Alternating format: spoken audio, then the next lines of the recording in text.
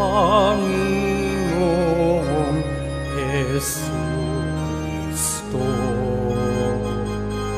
Nagpupuri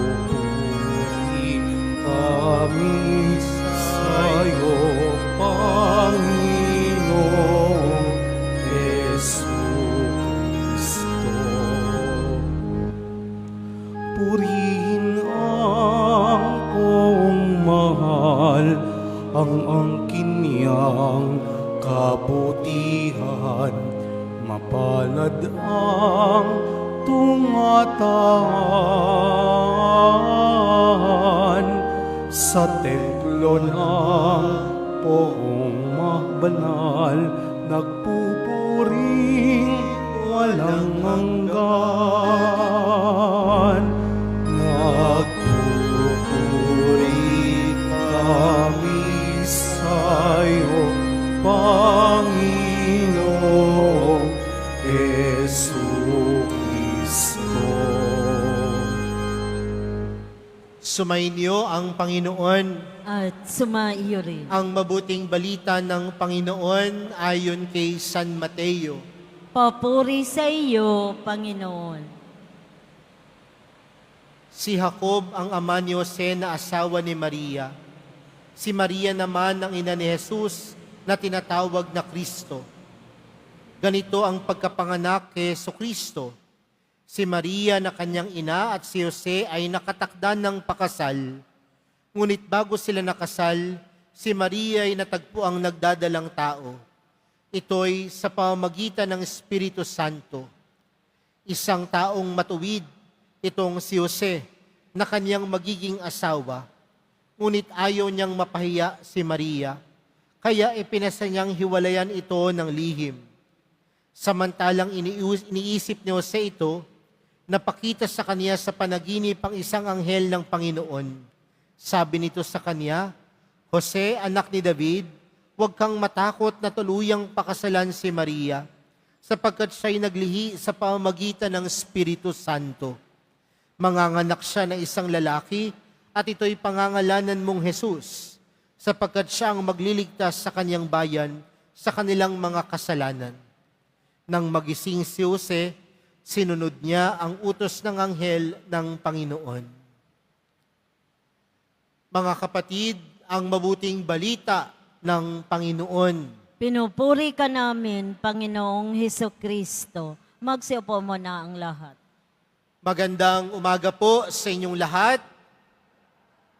Pwede bang batiin ang katabi ng magandang umaga? Mga kapatid, tayo pong lahat ay nagkakatipon bilang isang mag-anak ng Diyos sa pagdiriwang po natin ng banal na Eucharistia. Ngayon po na ipinagdiriwang din natin ang dakilang kapistahan ni San Jose bilang kabiyak ng puso ng mahal na Birhen. Joseph being the husband of Mary. Kaya mga kapatid, naniniwala po ako na karamihan po sa atin kilala si San Jose. At paano po ba natin nakikilala si San Jose? Marahil ang unang mga bagay na pumapasok sa ating isipan, si San Jose ay karpentero. Si San Jose ay manggagawa. No? At ayan ang ipinagdiriwang natin kapag Mayo 1, kapag May 1. Pero sa araw na ito, ang ipinagdiriwang natin, si San Jose bilang kabiyak ng puso ni Maria. At ano po yung magandang mapagnilayan natin sa buhay ni San Jose bilang isang asawa, bilang isang kabiyak ni Maria?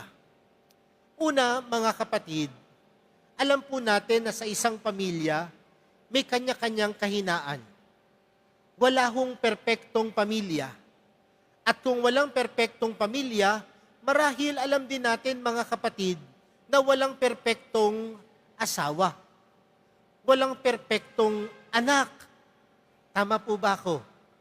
No? Kahit sa tingin ng misis, minsan siya ay perpekto, pero alam natin ang realidad na wala hong perpekto sa atin.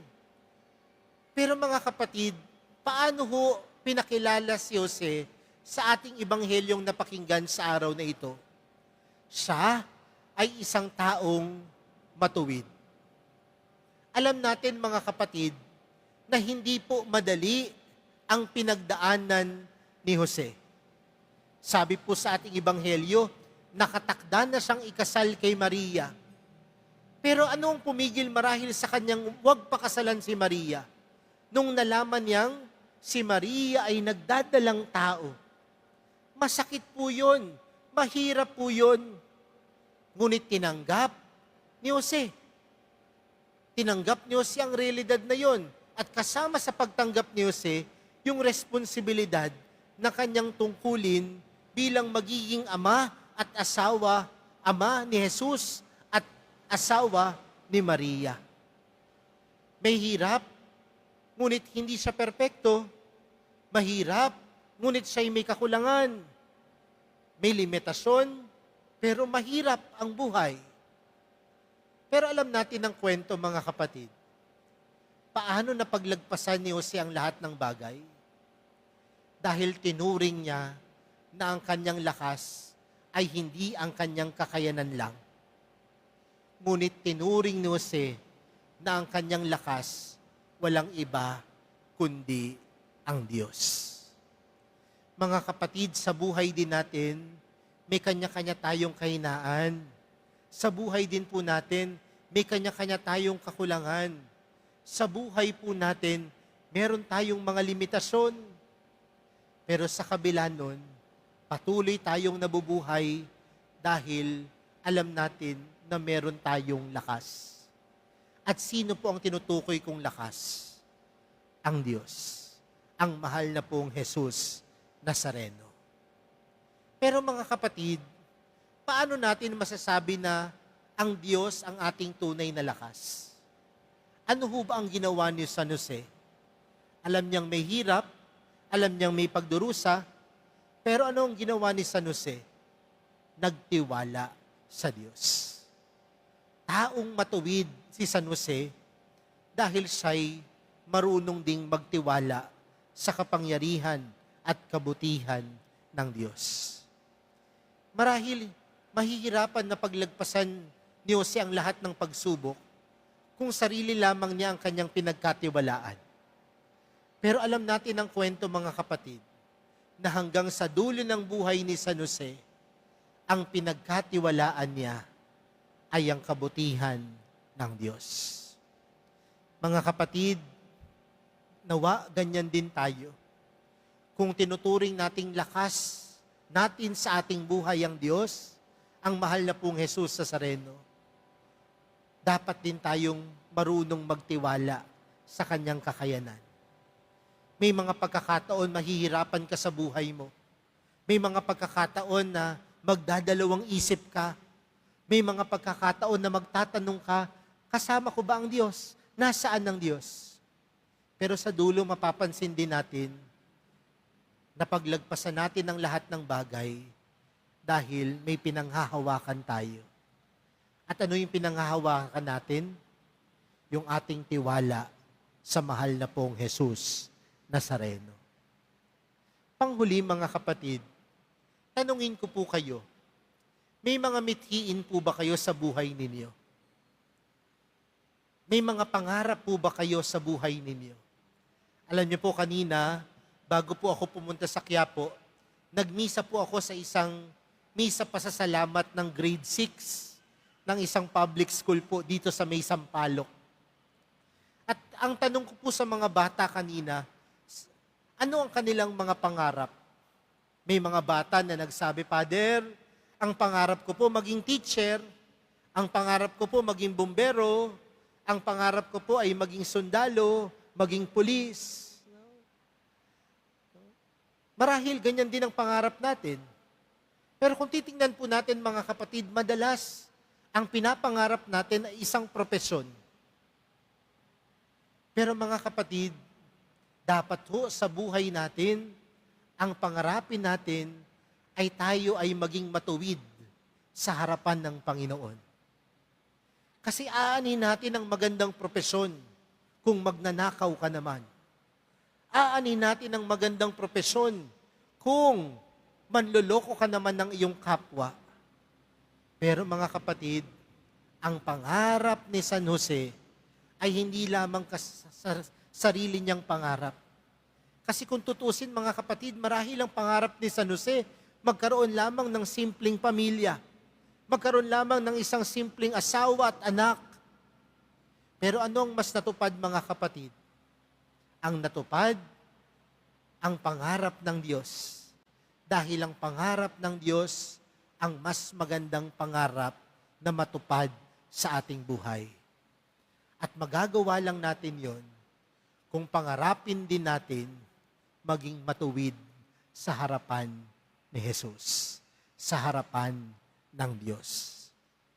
Huwag mo lang pangarapin na maging mayaman ka. Huwag mo lang pangarapin na magkaroon ka ng maraming pera. Pangarapin mo din maging matuwid, kagaya ni San Jose. Dahil ang taong matuwid, kayang tanggapin kung ano ang tunay na ipinagkakaloob ng Diyos. At alam natin, anumang ipagkaloob ng Diyos, ang pinakamaganda para sa atin. Kaya mga kapatid, ngayong kapistahan po ni San Jose, ang panawagan po sa atin, magtiwala sa Diyos. Magtiwala kay Jesus.